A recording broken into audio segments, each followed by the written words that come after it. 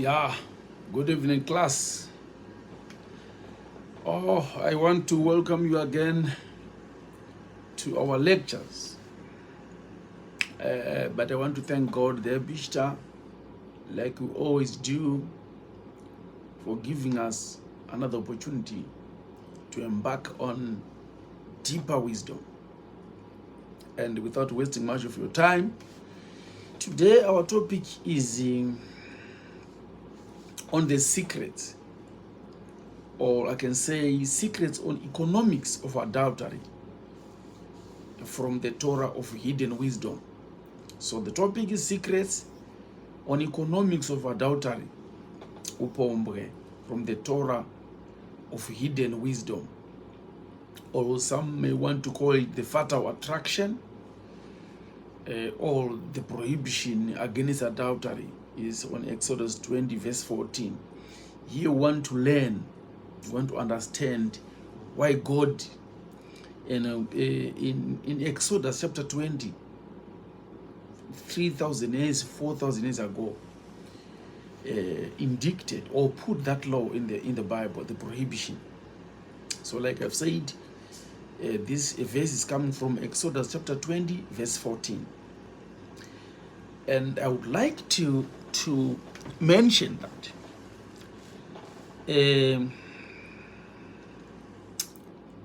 there are many ideologies and beliefs in the world today. Some promote, some say no, it's okay, you can commit adultery as long as you can go and confess. There are so many theories around, there are so many opinions, there are so many ideologies, but we are using the Torah lenses, the lenses from the Torah, because this verse is coming from the Torah. So we're using the Torah where it's emanating from. And we are going to be using the Jewish perspective, how they interpreted it, because it was put by God in their community, in their society. So we need to understand it from, like we used to say every time, when you're studying something, you need to, go into the way and the how they see the world, their viewpoint, their perspective, their ontological viewpoint, the way they view the world. So if you study a culture, you need to go into their belief system and see what they were seeing. Then you'll be capable of interpreting anything. So like I've said, there are so many ideologies in this world, and everybody's free to believe whatever they wish and whatever they want. And I can say, I know I am before. Now, these presentations, sometimes people, they misconstrue the presenter. But I know I am before a learned audience here in the auditorium of religion, be it Christian, be it Muslim, be it Islam, whatever, it's Jewish. But I'm standing before, the learned audience, the fundi, from all this auditorium of religion. And the reason why I'm addressing this is a research. So, and whenever I'm doing it, I do it with absolute certainty, knowing that I'm standing before the learned audience. So some of them, they are our academic ancestors. So therefore, truthfully, if I say that I'm talking to intellectual animals, I don't think that anyone will be offended by it, and no one can dispute that. This is a research, typical research. But the research, we want to know why God said that in the Bible. And to add on to that, you and me, we need to understand that all religions are founded upon the reason why the last presentation was about codes. We're saying the Torah are just codes, and we want to decipher. So when there's a verse like don't commit adultery, it's a code.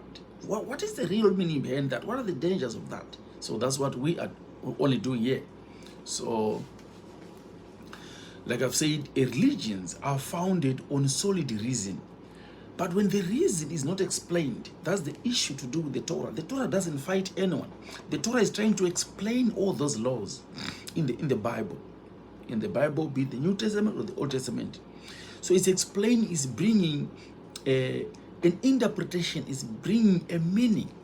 It's putting salt to make it more savory, to make it more, palatable and wholesome. So it brings these, type of interpretations. So the idea is that if things are not explained, the religion will lose its authenticity, because the white generation, the kids that we have now, they'll say, why are we doing these things? Then they answer. So the Torah is a supplier of answers. So, and many people, like our children, they'll forget, they'll abandon religion. But then they need answers. So yet when a person can experience and understand why an action, why a precept, why a commandment is given, and why it should be avoided, then they are more likely to understand. They are more likely to take that right course in the religion. Like my rabbi, the Kotze Rebbe, one day when he asked his brilliant students, he said, what is the difference between a lover of truth and a hater of truth? Then his students gave so many answers. But the Rebbe said, the difference is that the lover of truth looks for truth in everything and will not be satisfied until he understands the truth. And the good part about the truth is that when the truth is found, if you share with people, they'll understand. But the hater of truth is always finding fault in everything and will never be satisfied until they blackmail someone. So those are haters of truth. But this is a research. So, like I've said, we are talking about the economics of adultery from the Torah perspective. And there's a research that was done here in the USA by a company called Ashley Madison. Ashley Madison is actually a Canadian dating service, network, social networking service. It's called the Ashley.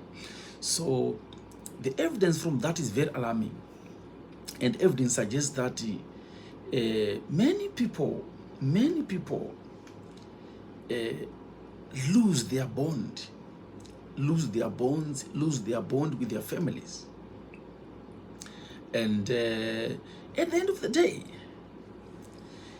when it's like that, it's very detrimental to health, very detrimental to family. It's some kind of a fatal, called fatal attraction or fatal triangles. So analysts at this, who were doing this at this institution, were doing this research, discovered that there was a relationship between the economy and infidelity or adulterous, polypartner sexual infidelity. So like I've said, they compared data from a number of companies, and they discovered that people who have lost their jobs might have more likely to cheat, or at least are more likely to sign up for an adulterous dating site. Once again, the research found that husbands, let me repeat it, husbands, varume with 39-year-old wives should be extra cautious, should be extra careful, and should be extra nice to their women. Because women, this is a research, women who are 39 years old or more are more than 4 times likely to sign up for Ashley Madison dating site. And about 1/3 of Ashley users, Ashley, the dating site, and they say that 3 to 5 years after marriage, couples they start to join to sign up for the site. Lastly, but not least, they discovered that men between the ages of 60 and 65 and women between the ages of 55 and 58 are signing up for this site. To go on 60 years, 60. No sign is you see. And what can we say? Remember that there are around 60 million American married couples. But according to this research and census, around 13 million people in the US have created an account on Ashley dating site. I got to open them accounts. 13 million, you can imagine. And 3/4 of them were identified as married. So, yeah. So that you see why God said you shall not commit adultery. He didn't say you may not, but you may not. And it may be very well that people should understand that in terms of distress, this is according to that research, one partner would also be viewed with antipathy, leading to someone cheating. Another research by Eric Anderson, a sociologist at the University of Winchester in England, who's also a consultant to this Ashley dating site. He said that extramarital affairs might look like an easy way for people, but it distracts them from productivity, and people end up being poor. So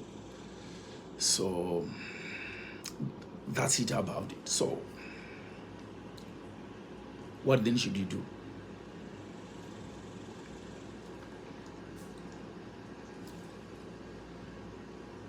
Todi, this is the research. But let's use other spectacles and other apparatus. But what is adultery? Children's adultery. And throughout the world, we are using the Torah lenses throughout the world. And in most religions, the fact of adultery has been considered a crime punishable by death in the Torah. Long ago in antiquity, the Romans, the Jews, the Hindus, the Christians demanded adulterers to be executed. Yet today, it's not like that. Because religious leaders have failed. They have failed. We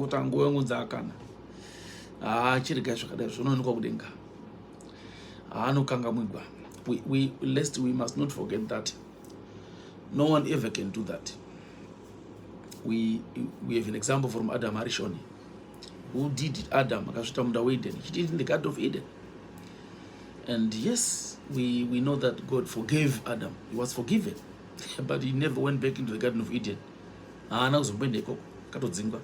So there's a level that someone will lower you if someone commits adultery. So, but what is adultery?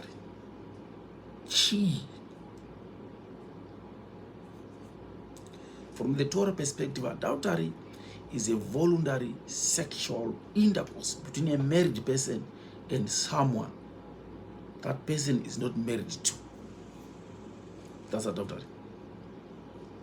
For example, a married man with a married woman. That's adultery. And there's another one in the Bible called fornication. So fornication is a voluntary, again, sexual intercourse between two unmarried persons, unmarried people. They are not married to each other. It's called fornication. It's a sin again. So, but why would the Bible mention about fornication and adultery at the same time? It's prohibited.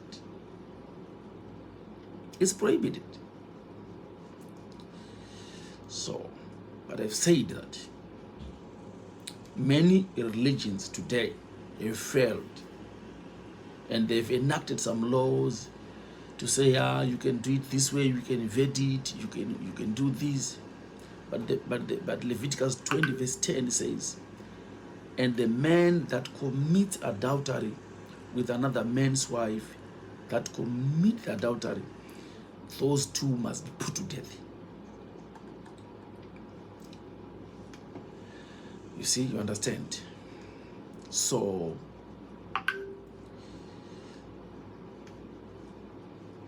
it's very difficult. This is a very difficult topic. No one likes it. No one likes it. And it's not even preached. People don't talk about it anymore. Because it's not attending religious groups. But the truth must be told. Yes, it is in the Bible. We are using the Bible. Even Jesus condemned it. So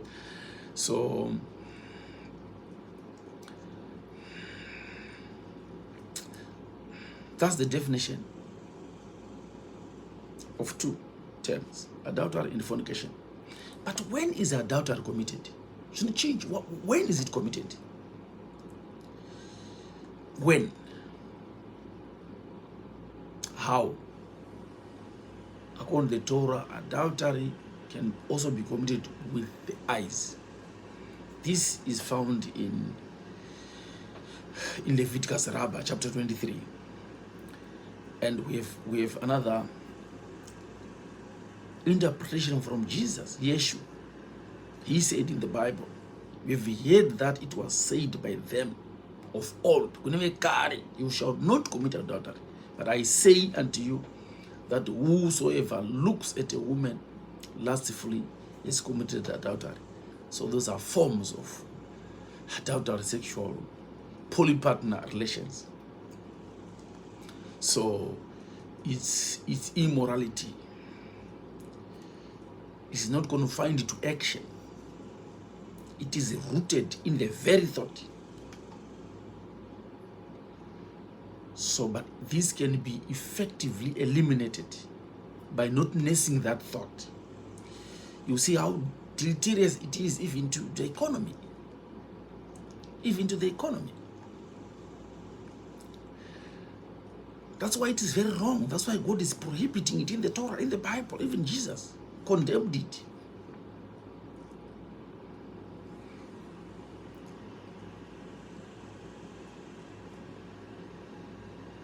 You see? Now, if you read this verse from Solomon, from Shlomo Melech Solomon, why adultery is wrong, you'll be shocked. You'll be shocked.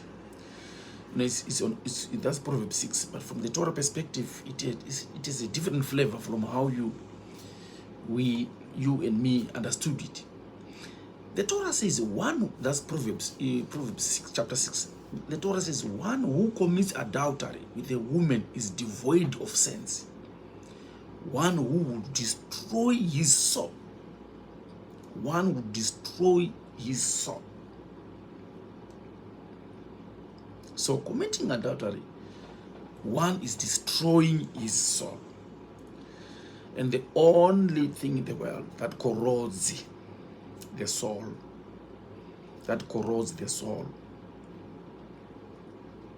there are so many, but the quintessential, the number one on the list is adultery. And Solomon illuminates that the key point that adultery is not merely a physical act, but adultery is also a highly spiritual act. Remember, the body is just an encasement, no ovaries. The big guy is inside. So we can corrode ourselves. So when a man and a woman unite sexually in a union which is prohibited, what are they doing? They're killing themselves. They're destroying their souls. Why? Because sexual energy is dangerously volatile and potentially explosive. The atomic bomb is an atomic bomb when misdirected. So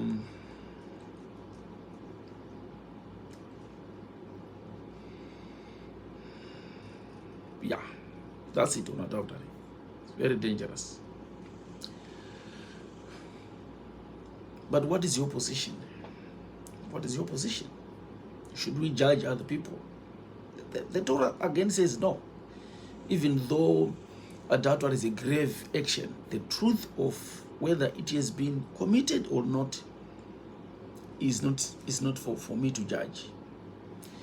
Even extrasensory perception can be mistaken. So the Torah doesn't want us to judge. You are committed, but we are not allowed to judge.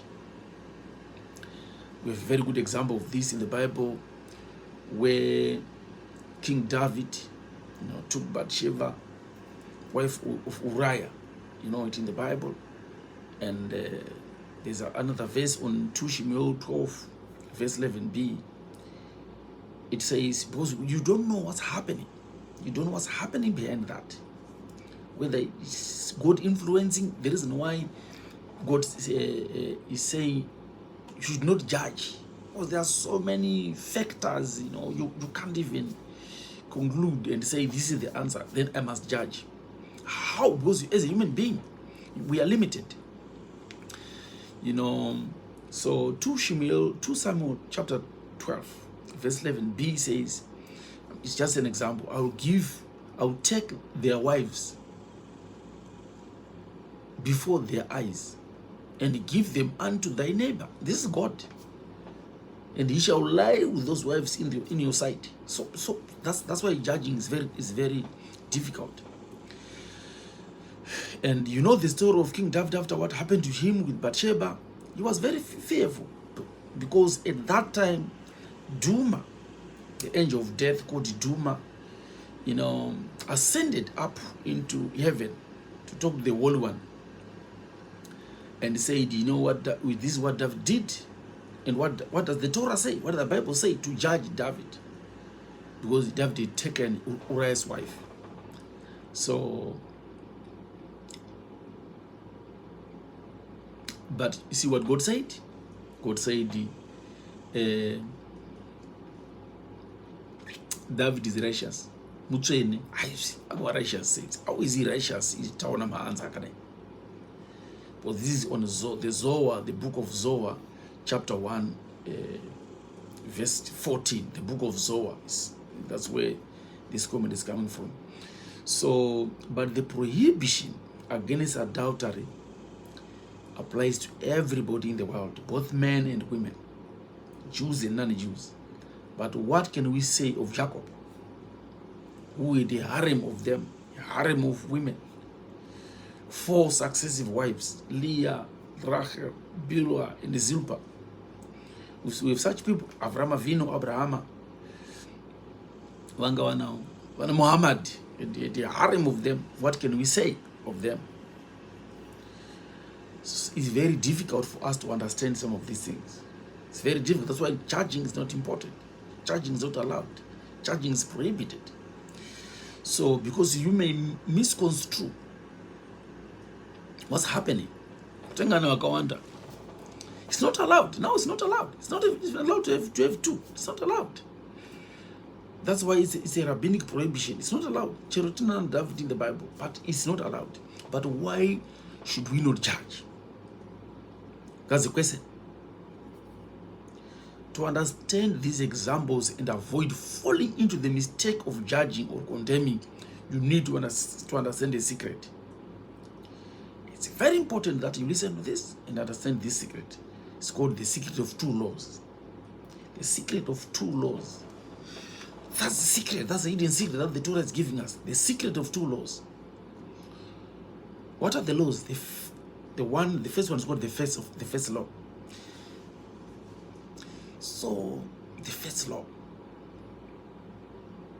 The second one is called the second law. From the Midrash, from the Kabbalah, from the Zohar, from the Torah. These are secrets. That's why you must not judge. So the first law says the instructions on the first law, the instructions are given directly to the human soul by the innermost, the utmost, the supreme, the supernatural God, the Ebishta. The first instruction was given to the soul when the soul disembarked from heaven to come here to this universe, to pick this body. So the soul, when the soul came from Shemaim, from heaven, the soul was given. We don't know now what was the instruction of that soul. That's why it can go compound in the 4, 3.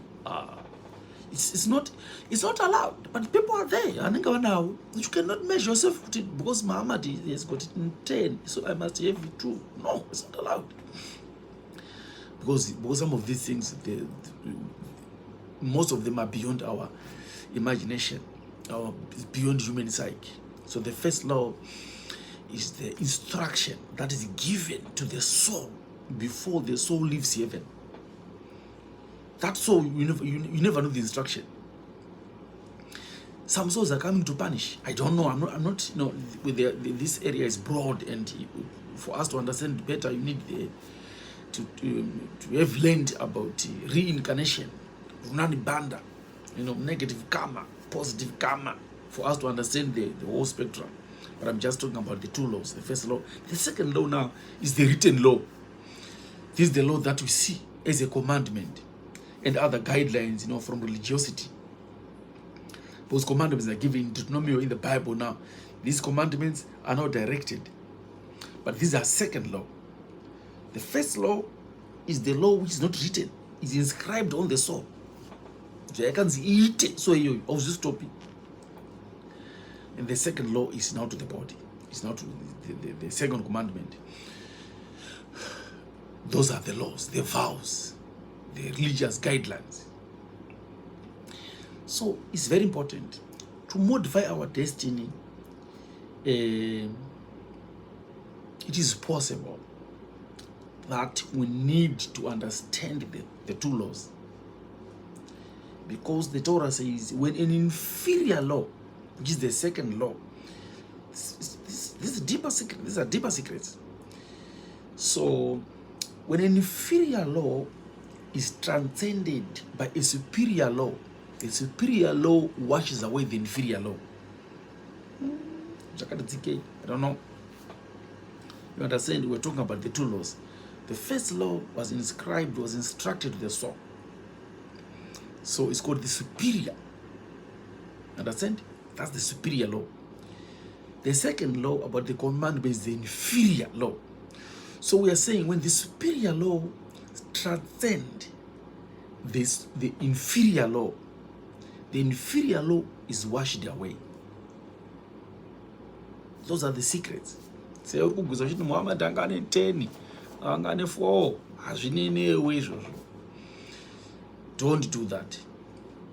Those people are different.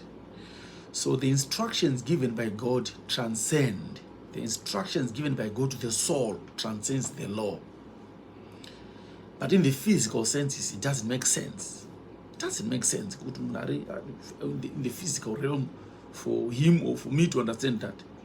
Thus, we cannot judge others based upon what we hear, or what we are told, or even what we see with our eyes. It is not our place to judge, but only to love others and have compassion for them. Don't judge. So the issue of judging was done by Abraham. So he was busy judging. So this other day, the Zohar, or the 3rd book of Enoch, said there was an angel called Sandalphon, or Michael Sandalphon, the heavenly hierophant. So went down and took Abraham upon a chariot of the cherubim and lifted him up into the heaven. Abraham with Sandalphon and Holy Michael, and laid him upon a cloud with 60 angels. So Abraham ascended very high upon the chariot. And when he was there, Abraham, when he looked down, he saw 2 people committing adultery. And he was angry to say, how can they do this to my God? How can they do this? So Abraham was given power by God. So he sent a fire from heaven to consume them. They were consumed. Abraham, our father. Straight away fire came down and people were consumed. But Michael kept quiet because God said, Michael, don't comment.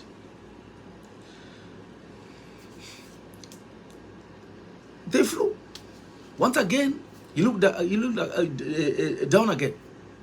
The same Abraham saw people who were stealing, thieves. And it was Abraham was saying, why is this happening? Why is this happening? Why would you man be ready? Then Abraham commanded the wild beast to devour the thieves. So when he came to heaven after the trip, of the astral trip with the angels, the 60 angels, God said, Abraham, you see what we did? Not happy because I created those people. I knew the reason why I created them. Most of them are not people as you think, as you saw. So you are not qualified to judge. You had no compassion. But as I am God, I have compassion over sinners, that they may turn. So it's not your place to judge. This is coming from, if you have access to the Jewish Agada, you can read the Agada. So, but summarily, what can we say? Persons of every order should never have sexual congress with other people. They must not commit adultery. We must not commit, including myself. We must not commit adultery. And the Torah says there's nothing in this universe that shortens life so effectually as sexual congress with other people, adultery, for as many thousand years. The Torah says for 1,000 years, the soul that commits adultery will be in fire, in hell, in Kafakela. In Kafakela, Ichitra. And even Jesus, those people, and what you who believe in Jesus, even Jesus, watch. Jesus, people think we're forgiven because Jesus, no. Even Jesus, from his, there's a book called Pistis Sophia, another, literature, another book, Pistis Sophia. What does it say? Jesus say unto them, renounce adultery, that you may be worthy of the mysteries of God, so that you can run away from sulfur and pitch seas of fire from hell. So you can see how dangerous it is.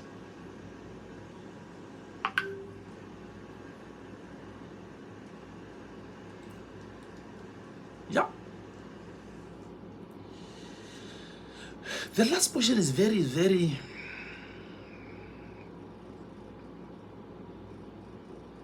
crucial. I don't know how to say it. This is a very difficult topic. It become very unpopular because people don't want to hear such things.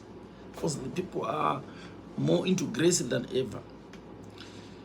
But I've said, what do we understand by adultery? And we said, when a person is sexual conduct with another person that does not belong to him, when a man takes a woman and abandoned his wife,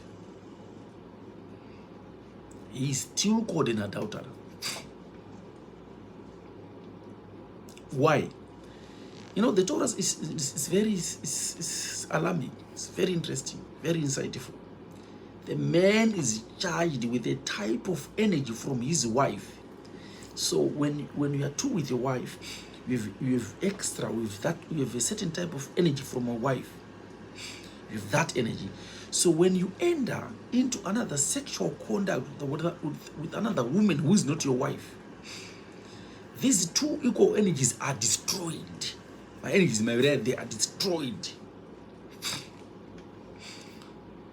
You have left your wife and took another wife. So, but from a wife, we have another type of energy in you.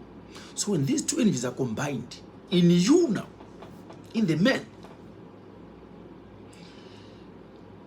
the energies get destroyed. And there's the Kabbalah describes of an electrical shock. Maggid, Analytica. After that,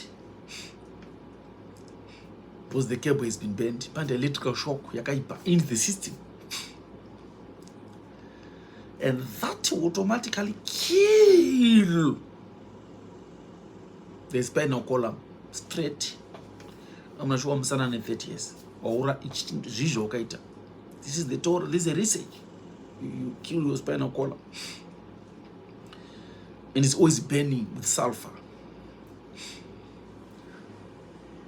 And aging begins. So that's why the Torah prohibits adultery.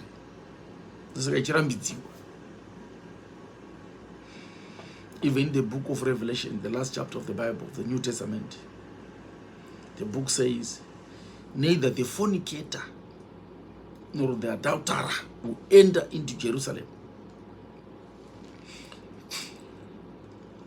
Remember that the woman's body is a passive and the receptive element. The woman's body is like the Dead Sea. The woman's body is like a Dead Sea. The body receives. The body is passive and receptive. So it is clear that your body collects and stores more of the results of the sexual act in a receiver of all those men who committed adultery the year before. And you can imagine all these atomic substances from all these men within that woman. When you sleep with that woman, when you have intercourse with that woman, who is coming from all these people. And if you have that sexual relationship or relation with such a person or another partner, you absorb the atomic bombs, the atomic essences into your system. It's a huge and a very grave problem for us, humanity.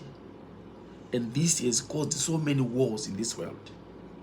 We are fighting against one another. We hate and we don't know why. Because of these atomic bombs, atomic energies, atomic essences in our bodies.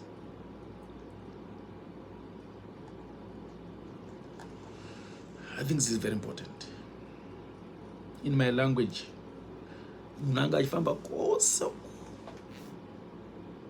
collecting all those negative energies into yourself or into yourself. Then you meet someone. Then there are those atomic essences from other partners. And that will poison you. And at the end of the day, you are poor. At the end of the day, you die young. So that's why the Bible says, you shall not commit adultery. You shall not. God is trying to protect you. He's trying to protect me. So, this is it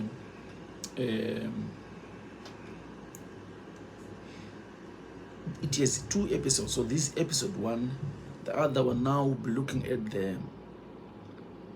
the seed itself that came from God. We were now looking at the seed, comparing it with the planetary systems. How dangerous it is, why people should be cautious in terms of adultery, and how people are becoming poor, how some are becoming rich, why people are wealthy, why some are living in abject poverty because of wasting and misappropriating the seed. Remember, the body is just an encasement. The most important point here, the most important element here is the soul. The soul is God in you. Once that soul is corrupted, the body corrodes. Thank you so much. That is what I had. That is what I have today on the economics of adultery, Torah, and the economics of adultery. Amen, amen, and amen.